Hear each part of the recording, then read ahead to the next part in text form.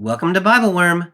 We're on hiatus until September, but this summer we're replaying our Summer 2020 series on the Hebrew Festival Scrolls, based on my book, The Forgotten Books of the Bible, published by Fortress Press in 2018. This week, enjoy our episode on Ruth 1 and 3 from July 19th, 2020. Happy listening, and see you in September. BibleWorm, BibleWorm, reading the Bible with BibleWorm.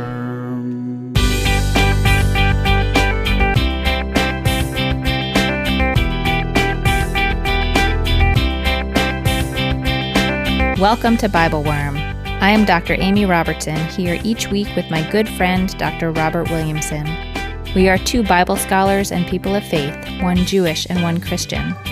Bobby is a professor of religion at Hendrix College in Conway, Arkansas, and the founding pastor at Mercy Church in Little Rock. I am the director of lifelong learning at Congregation Or Hadash in Sandy Springs, Georgia. Together, we are BibleWorm, getting to the core of the biblical text. This week, we read Ruth chapters 1 and 3, trying to imagine Ruth's own perspective and calling out some of the ways that the book portrays painful parts of the immigrant experience. We see how the scene at the threshing floor plays on the worst stereotypes of Moabite women, and how Ruth's beautiful statement of loyalty to Naomi also carries with it an erasure of her own heritage. Bobby and I recognize our own blind spots and lean into the scholarship of others who can help shed new light. Thank you for being here.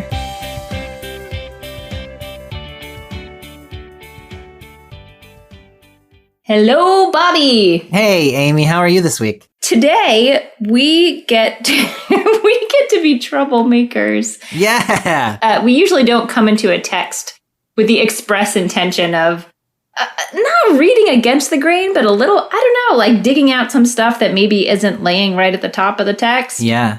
But that is our intention today. We're gonna stir up some trouble. We are. I think we always do that a little bit, but it's not kind of our lead move all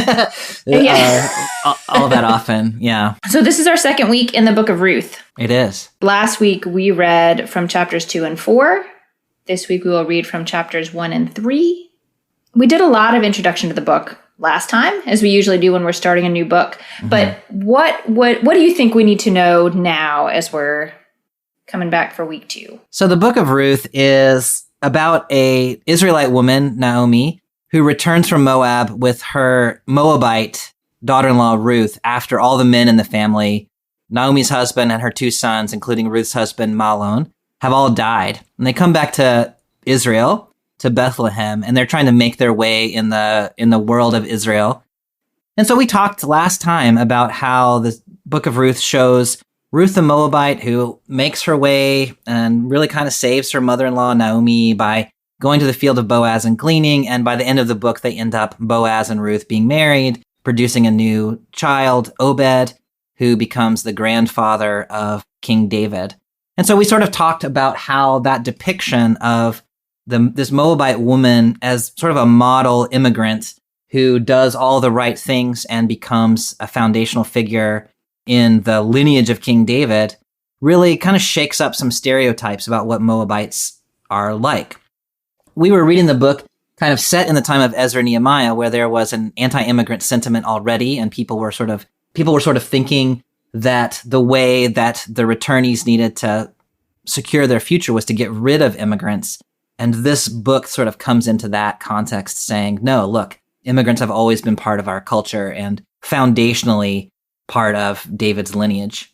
Mm-hmm. We noted along the way several places where we were like, the book of Ruth is trying to do this, I think, good thing by valuing the positive contribution of immigrants. But we were also kind of noticing that there are some problematic constructions. There are some problematic ways that the book of Ruth kind of talks about the character of Ruth.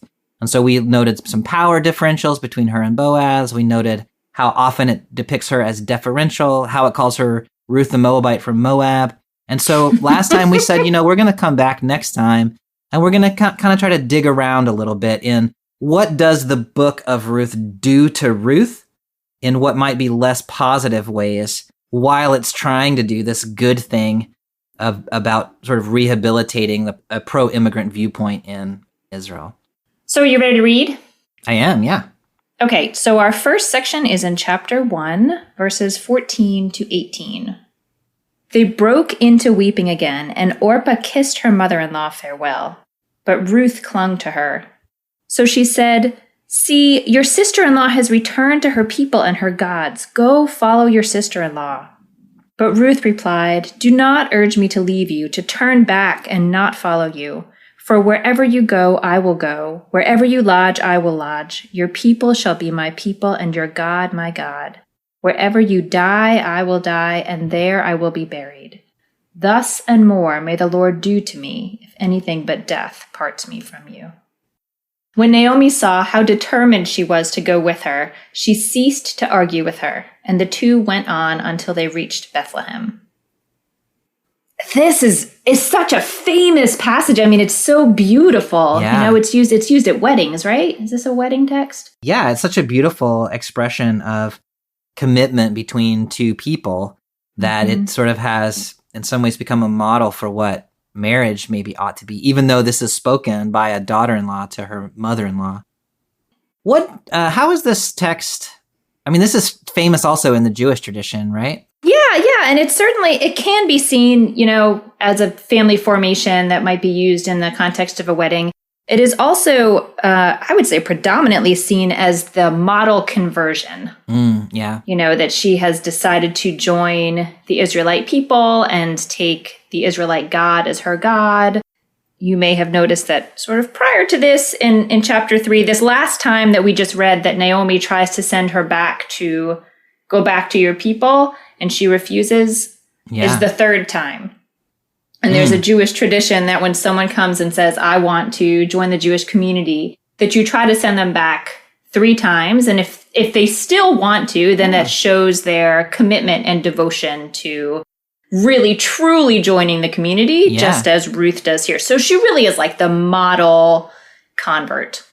I knew that tradition about having to turning someone away 3 times, but I had never connected that to this text. That's really interesting.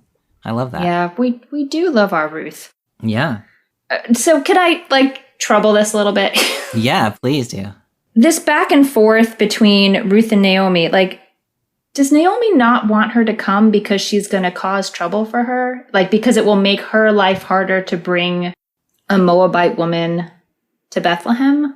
You know, Naomi's words are, you need to go back to your home so you can find a new husband and make a new family. It's sort of a selfless, please go and do this. But it is interesting that when Ruth says, "No, I'm going to come with you," it doesn't say Naomi was excited or Naomi doesn't said, say anything to her. After this beautiful passage, Naomi doesn't say anything. She stops speaking. Yeah. So Ruth declares her commitment and Naomi stops talking to her. Yeah. A little bit later in verse 21, which is right past where we're reading today, but when Naomi gets back to Bethlehem, she says to the people, "I went away full, but the Lord has returned me empty." And you kind of picture Naomi is standing there with Ruth, her daughter-in-law, saying, "The Lord sent me back empty-handed," which, I mean, is pretty insulting in that sense. I don't know if she means it that way, but to imagine what Ruth is experiencing, hey, I'm somebody too. And so Naomi, I think, is somewhere between indifferent to Ruth's returning with her. And I think your way of reading it, I think, could be right, that this actually, at least at first, seems like a liability for her to have this foreigner attached to her. You refer to this text, and I think in an important way, religiously, as a text about conversion. And if you think about that, if you pull that back a step from a religious context, what is really a beautiful text of commitment, is also a text that is about giving up one's own identity in order to take on an entirely new identity.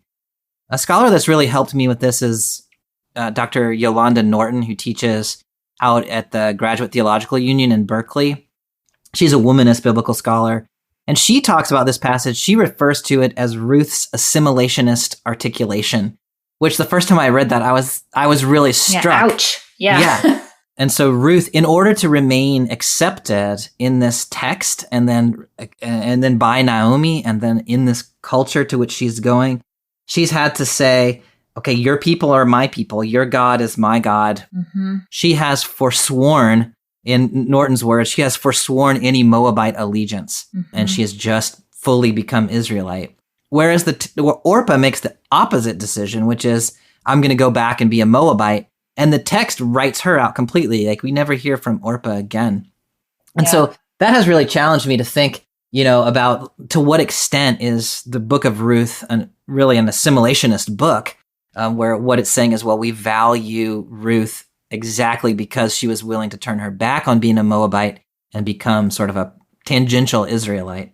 I feel in this text a beautiful commitment and also a sense of erasure. Yeah. There is definitely the sense that you have to choose a team. You are one or the other. You are, Moabite or you are Israelite. Even though they just had these marriages in a family that was blended. Yeah. And it's interesting that Naomi seems to have still been, an Israelite who worshiped the God of Israel, even though she is living in Moab among Moabites. So she has not made that kind of assimilationist decision, but the text seems to expect that Ruth would. Yeah. Yes. You can only assimilate if you're assimilating to my people. Yeah. There you go. Yeah, I mean, that's kind of what, I'm never going to be one of you, but you must be one of us if we're going to get along, if we're going to have any relationship. So the next text we're going to look at is in chapter 3. Mm-hmm. We read chapter 2 last week, parts of chapter 2 last week. Can you give us just sort of a quick, I guess like a plot summary? Sure, yeah. So when Ruth and Naomi get back to Bethlehem, they need to figure out how to make a future. And so Ruth says, hey, I'm going to go and I'm going to glean in the fields during the barley harvest. And she finds her way to the field of a man named Boaz, who, unbeknownst to her at the time, is a relative of Elimelech and therefore a redeemer. Either we talked about last time in the sense of property redemption or of marriage, levirate marriage redemption. Mm-hmm. At the end of the barley harvest, then, they're kind of stuck again. Like they managed to survive through the harvest, but now they need a long-term plan about how they're going to survive in the longer term. And so this is, I think, where chapter 3 picks up. Okay, so in chapter 3, we will be reading 1 to 15. Naomi, her mother-in-law, said to her, "Daughter, I must seek a home for you where you may be happy. Now there is our kinsman Boaz, whose girls you are close to. He will be winnowing barley on the threshing floor tonight. So bathe, anoint yourself, dress up, and go down to the threshing floor. But do not disclose yourself to the man until he has finished eating and drinking. When he lies down, note the place where he lies down, and go over and uncover his feet and lie down. He will tell you what you are to do." She replied, "I will do everything you tell me." I will start by telling you what a threshing floor is. Yeah, please do. And then you can tell me what you think Naomi is telling Ruth to do. Yeah. So a threshing floor is like a flat sort of elevated surface, like maybe near the top of a hill, where you would beat your grain hard enough so that the exterior chaff would fall off and the winds coming through would blow the chaff away, and the heavier grain that you would actually eat would sink to the bottom. Yeah, and I mean, so it's a bunch of sweaty men hard at work. Yeah. And the instruction is to go wearing perfume and nice clothes and well bathed. Like, this is not, so first of all, probably women didn't really go to the threshing floor. Secondly, if they did go to the threshing floor, they most certainly did not go bathed, well-dressed, and perfumed, right? Yeah, I mean, you wouldn't sort of accidentally wind up in your, finest pair of heels up at the threshing floor. It's... Right, yeah. So Naomi is asking Ruth to do something pretty controversial, pretty risky. Mm. Now, then this next piece, so don't make yourself known to him until he's finished eating and drinking. So like hide behind a pile of grain until he's had his dinner and he's had a little wine, right? Yeah. And then when he lies down, notice where he is and then go uncover his feet and lie down.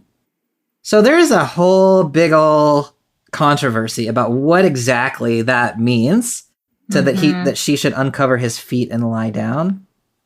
As you know, the word feet in Hebrew is sometimes metaphorical for male genitalia. Mm-hmm. But this is not exactly the word feet. This is marglot.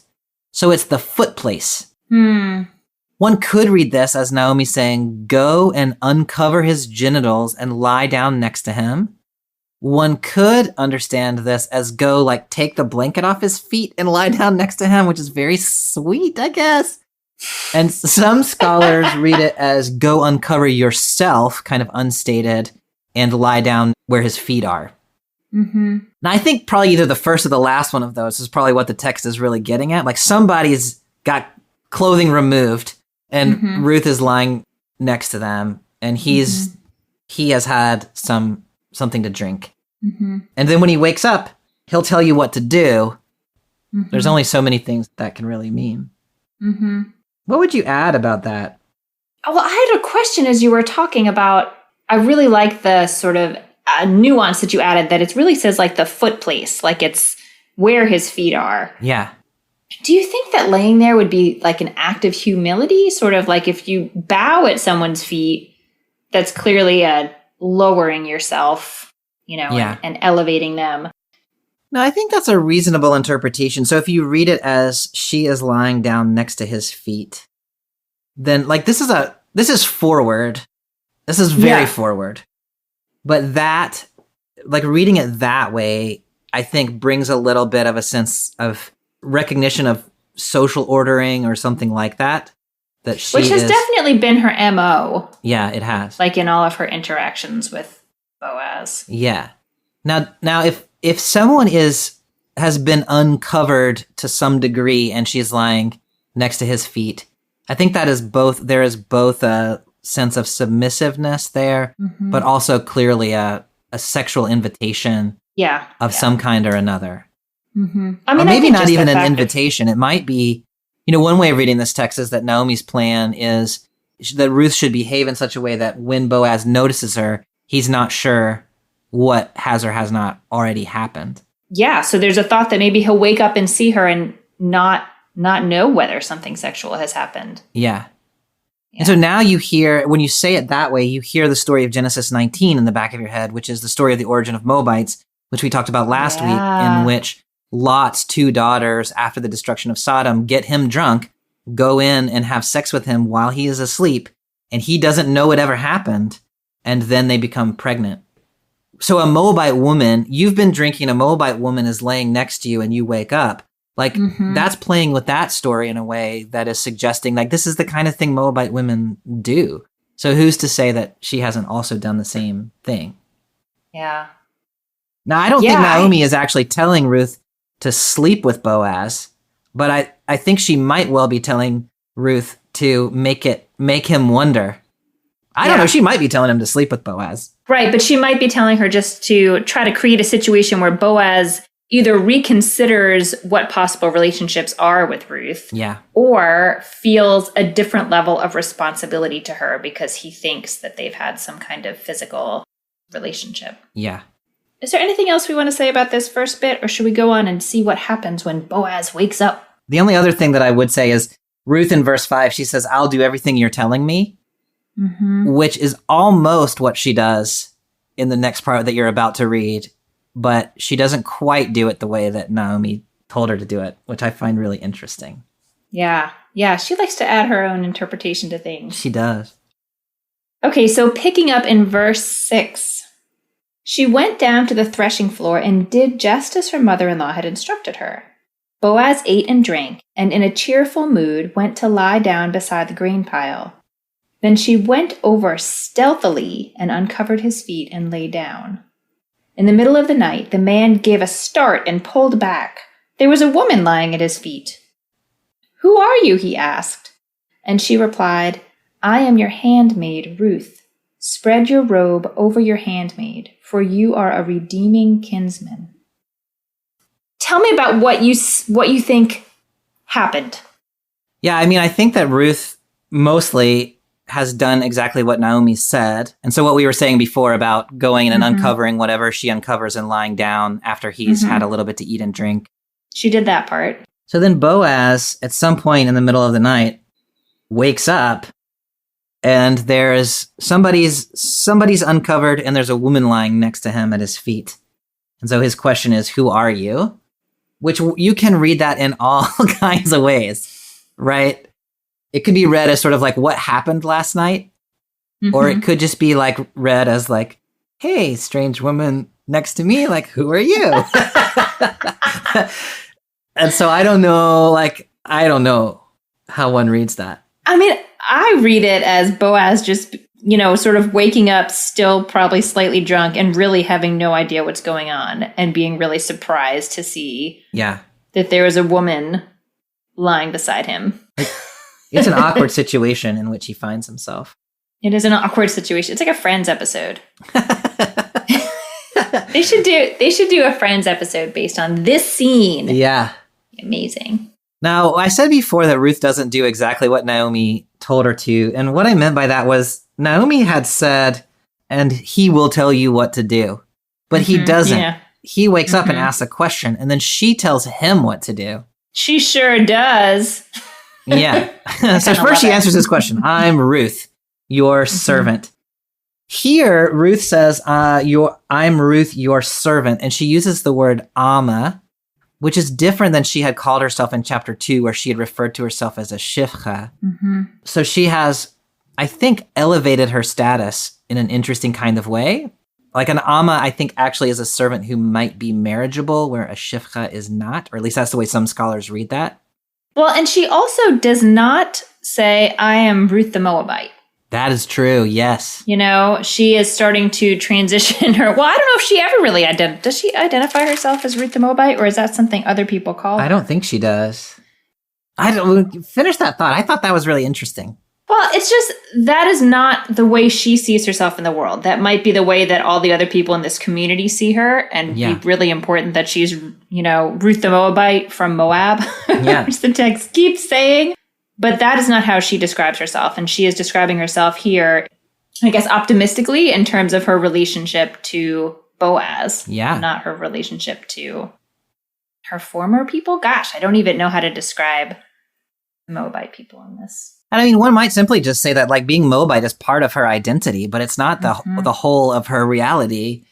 And so she just doesn't feel like it doesn't have to be in any sense she's saying she's not a Moabite or she's rejecting that identity. It can just be like there's other things about me too. It's not the most pressing thing. Right, it's not the most pressing thing right now. Yeah, I don't feel the need to explain that I'm Ruth the Moabite.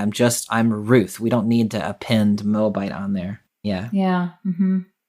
Now, the thing that she says to do, the first part of that, spread out your robe over your servant. So two things about that. One is that seems to be a marriage proposal. Does that sound right to you? Yeah, it does sound right. And I don't know if you were getting to this also, but in terms of that image of protection, earlier in Ruth in chapter 2, it's the same word that is used, kanaf, for sort of like being under the shelter of God's wing. Yeah. The word wing is the same word as robe. Yeah, that's so. Boaz had said back in 2:12, may you receive a rich reward from the Lord, under whose wings you've come to seek refuge. And so that word kanaf, Lord's wings, and spread your robe over me. That's the same word. And so there's this sense in which Boaz had said, may God protect you. And Ruth has kind of said, actually, I'd rather just you protect me. I think she is putting, in some ways I see it as the same ways that she has worked hard to sort of make sure Boaz feels really good about himself. Like he is being kind to her. Absolutely. Yeah. But she is really sort of playing that up in the same way that we do sometimes in prayer, to remind God of all the great things that God does so that God will continue behaving in that way, we hope. I think she's making Boaz feel real good about himself. Yeah. That's so interesting because I read this text as she is a hardcore pragmatist. And she's not interested in all that religious stuff, really. She's just trying to figure out, how do I find security? And so in my reading, she's just saying, yeah, God's wings are great and all, but what I really need is for you to marry me. Well, you know what? I don't disagree with you, though. I didn't necessarily mean to say that Ruth, that this is like a statement of religious faith from Ruth, but more that she thinks that if she makes Boaz feel like I see, he is playing the God role in this relationship, Yeah, flattery. Yeah, There's yeah. the word for it. Flattery works. It does. Yeah, clearly here it has, as well as maybe deception, depending on how you read what happened before. Flattery and deception is a match made in heaven. Yeah. Yeah. The second part, so spread out your robe over your servant. And then your translation was, for you are a redeemer, right? Yeah. So the reason you ought to spread out your robe is because you're the redeemer. That interpretation is assuming, I think, that the idea of redemption here is about levirate marriage. So you need to marry me because you're my redeemer. And, one of the things that scholars think about that, and I kind of agree with them, is if that were the connection, Ruth didn't really need to go through this whole thing because the redeemer would have had a legal obligation. And so she could have just taken him to court, and we could have gotten, it wouldn't have been as good a story, but we could have gotten to the point. That's why they didn't let you write the Bible about it. Yeah.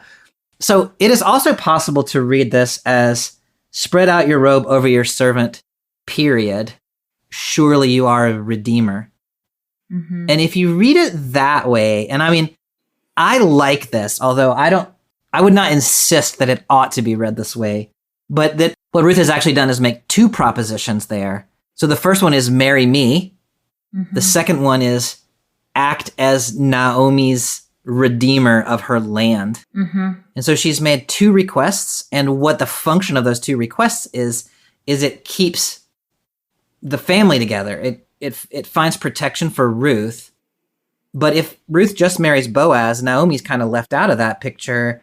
And Ruth had sworn back in chapter 1 that she was going to take care of Naomi or be with Naomi till they both died. And so by saying, and also redeem Naomi's land, then that brings Naomi along in the picture as well. So now then the image is they redeem Naomi's land, they get married, they're all living there together in this kind of new little family unit. Mm-hmm. That's a really beautiful point, because at the beginning of chapter 3, Naomi says to Ruth that, they need to find a home for her, for Ruth, where she can be happy. And that's where this whole plan comes from, at least the way that Naomi articulates it. So the idea that Ruth was not kidding in chapter 1 about really throwing in her lot with Naomi and figuring out how to build upon her potential happy home with space for Naomi in that future also. Yeah, that's beautiful. I love that. Yeah. So the reading that we just kind of produced about this text is hey, Naomi got a plan for Ruth, and Ruth carried it out, and they all live happily ever after. But this passage is troubling in lots and lots of ways. I kind of gestured toward one of them previously, which is the connection of this story to the story of the origin of the Moabites in Genesis 19, this kind of drunken, incestuous relationship. Mm-hmm. And so in order to find security for Ruth, what Naomi has done is played on the worst stereotypes there are about Moabites. And Ruth has kind of had to go along with them. She has gone to the threshing floor. She's being sexually forward. She's being a little manipulative, maybe in the way that, it depends on how you want to read that text, but getting someone drunk and having sex with them or making them think you did. Mm-hmm. This is the kind of thing that Moabite women do. And so Ruth is going to do that. And so at the same time that this text has been kind of lifting up Ruth as this model minority within Israel, it is now also playing the opposite card sort of against her, saying, look at this stereotype of what Moabite women are like that we're going to double down on in the way that we tell this story. I think that's such an important point, because it's one thing to sort of recognize from a sort of literature perspective, oh, look, there's this sort of literary resonance. But again, when you place this in the experience of the characters, you really try to get into the head and experience of the characters, thinking about what it would feel like to have this pretty derogatory, shameful story of origins for your people being, saying well, why don't you do that? That's what your people do, right? And it could work out well for all of us. Yeah. Yeah. And one doesn't have a sense of Ruth's attitude about carrying out this plan, but it does make you think about women in particular in vulnerable positions in society whose sort of only option sometimes is to exercise their sexuality in ways that might make them uncomfortable in order to secure a financial future for themselves. And this text the text exploits Ruth in that kind of a way. It turns out well for her, I guess, in the big picture, but the cost is high. Yeah. There's another reading of this text, which I picked up from a scholar named Gerald West, who's at the University of KwaZulu-Natal near Durban, South Africa. And he reads this in the context of his South African context as the story of a sugar daddy relationship, which is common in South African culture, at least in his understanding, which is here you have a woman who needs financial security, that is Naomi. And so she basically sells out her daughter to a wealthy older man in order to secure a future for both of them. He reads this as a really exploitative text where Naomi is manipulating Ruth in order to take care of herself in the way that he sees happen in his own context, where people use this kind of relationship. I mean, they're doing it to survive, right? It's about survival, but it is a highly exploitative way of figuring out how to survive. Yeah, I mean, looking at the power dynamics in all of this is not what I want to do. Like, I want to read this as a nice text where everyone has positive emotions and everyone feels good and is not, people aren't trying to manipulate each other into doing things. But the fact of the matter is, Naomi and Ruth have certain pretty dire vulnerabilities that are a little bit different from each other, but they've tied their fates together for now, or at least Ruth has tied hers to Naomi. And yeah, they have some very practical needs. And the fact that our sense of marriage and of sexual relationships is tied in with deep emotional attachment is lovely. It's a lovely overlay on the text. Yeah. But, may have really nothing to do with this. Yeah. Those are really important, troubling readings, Bobby. Yeah, I don't really know what to do with them, but they have been eye-opening to me.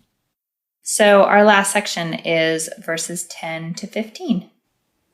He exclaimed, "Be blessed of the Lord, daughter. Your latest deed of loyalty is greater than the first, in that you have not turned to younger men, whether poor or rich. And now, daughter, have no fear. I will do in your behalf whatever you ask, for all the elders of my town know what a fine woman you are. But while it is true I am a redeeming kinsman, there is another redeemer closer than I. Stay for the night. Then in the morning, if he will act as a redeemer, good, let him redeem. But if he does not want to act as redeemer for you, I will do so myself, as the Lord lives. Lie down until morning." So she lay at his feet until dawn. She rose before one person could distinguish another, for he thought, "Let it not be known that the woman came to the threshing floor." And he said, "Hold out the shawl you are wearing." She held it while he measured out 6 measures of barley, and he put it on her back. There's a couple of things in here that are really interesting to me. The first one is this thing that he says right at the beginning. This thing that you've done is even more faithful than the first thing you did. You didn't go after rich or poor young men. Yeah. I mean, I'm assuming the first thing that she did was coming back from Moab to support Naomi. Mm-hmm. This thing that she did, I'm not entirely clear if he's saying, "Oh, thank you for marrying me, an older man, instead of marrying younger men who you could have married." Mm-hmm. Or following on the interpretation I was working on before, that she chose to try to marry somebody who could also be Naomi's redeemer, which is another act of faith to Naomi to keep the whole family together. Yeah. No, I wondered the same thing, whether the loyalty he's talking about is loyalty to Naomi and sort of what's in the best interest of Naomi, really, or whether it is somehow loyalty to him. Yeah. Because he's been kind to her, and so she's offering herself to him. Another thing that's really interesting to me in this little section is this ironic juxtaposition of, in verse 11, everybody knows you are a woman of worth. Yes. But here, put on this cloak and get up before dawn and sneak home because nobody should know you were here. So you are both a woman of worth and also your reputation is in danger because you're doing things that are questionable. Which I think is just, in some ways, again, sort of underscores the position that she's in, where she's kind of forced to be over the top in her graciousness and like just have impeccable politeness and manner and make everyone feel good and comfortable about the way the world works when they're around her. And also, she has no choice but to put herself in sort of unusual and vulnerable sexual positions and be creeping around in the nighttime. And both those things are true. And the folks who have power in society don't want to see that that's true. Yeah.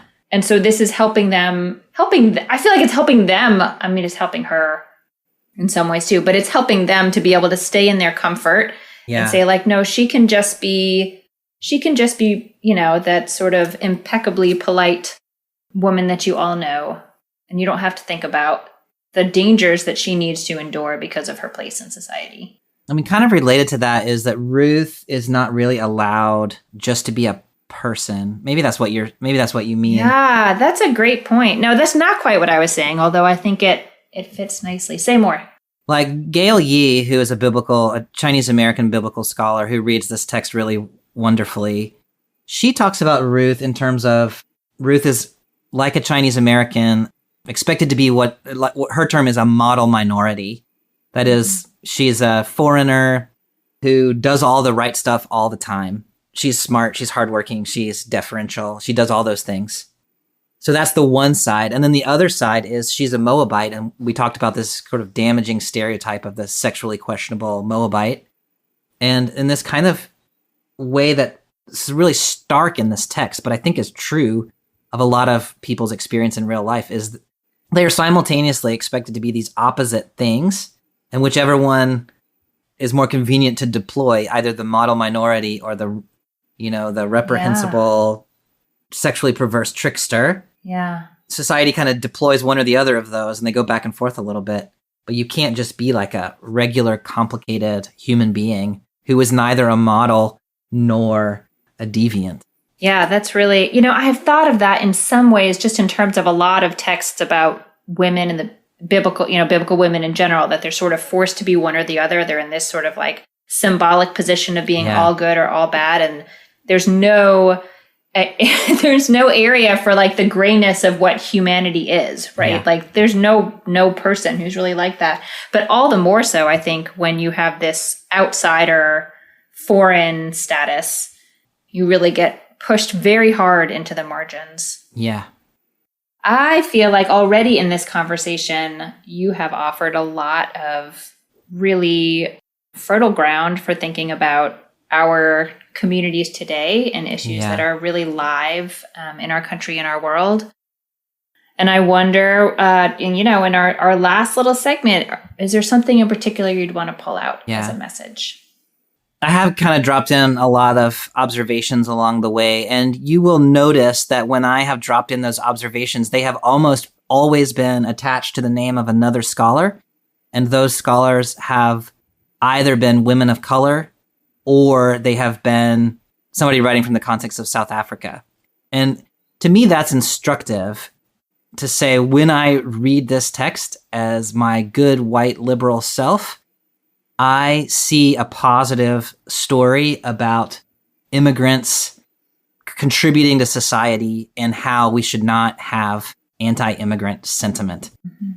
But when I pay attention to scholars of color, and especially to women of color, they see things in this text that are deeply problematic about the way that Ruth is treated as a model minority, as a sexual deviant, as someone who's expected to assimilate, give up her entire Moabite culture. And it makes you think then about my own position as a progressive white person to say, what kinds of narratives do I tell that I think are really pro-immigrant or pro-foreigner or pro-minority that really have this kind of destructive undercurrent to them that I'm unaware of? In what ways am I creating sort of models or deviations? In what way am I replicating stereotypes, damaging stereotypes of people in what ways am I overlooking problematic aspects of the way people are treated or problematic constructions of foreigners, immigrants, minorities. This text has been really convicting of me, and I think that maybe it ought to be for a lot of us who think of ourselves as progressives, white progressives in particular, who can be a little naive, I think, in the ways that we try to advocate for people and not aware as much of the ways that we can cause damage. I think the book of Ruth is trying to be a good advocate for immigrants, but it does a lot of damage along the way. And so too, we can try to be good advocates and do a lot of damage along the way. So in that way, the book of Ruth, I think, kind of stands as a warning for me and probably for others as well. What would you add to this interpretation for contemporary times? I think my observations are similar to yours, but I would start with the statement or the awareness of how much of this book is actually not about Ruth. Yeah. Ruth is present, but we don't actually learn I don't feel that I learn a whole lot about her experience. I feel like this book is a study in how you can make the people who do have power continue to feel good about themselves and sort of call upon their sense of being good people in the world who want to do right, who want to be just, and how important it is to the community of folks that I'm largely in conversation with to be able to continue to feel like we are good people and we are trying hard, and how difficult it has been for many of us, while there are these really challenging conversations about racism in the world and racist acts and that are just part of the water that we swim in. And this sense from the community I'm a part of that, just tell me what to do. Tell me what the right thing is to do and help me feel like I'm doing the thing I'm supposed to do in a way that feels to me really almost too me focused. It's about my comfort. I need to be comfortable that I'm doing good. Yeah.